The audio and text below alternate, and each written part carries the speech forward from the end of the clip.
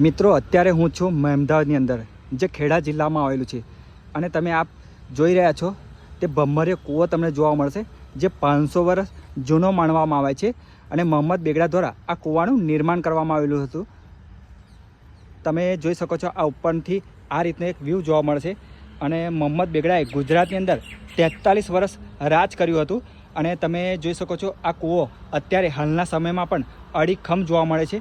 અને મોહમ્મદ બેગડાએ ગુજરાતની અંદર ઘણા બધા સ્થળો જીત્યા હતા, જેમ કે પાવાગઢ અને જૂનાગઢ તેમને ચઢાઈ કરીને જીત્યા હતા. તો તમે જોઈ શકો છો આ કૂવાનું નિર્માણ મોહમ્મદ બેગડા દ્વારા કરવામાં આવ્યું હતું. તમે ઉપરથી તમે જોઈ શકો છો ઘણા બધા મોટા મોટા પથ્થરો જોવા મળશે, તે હાલના સમયમાં પણ અડીખમ જોવા મળશે.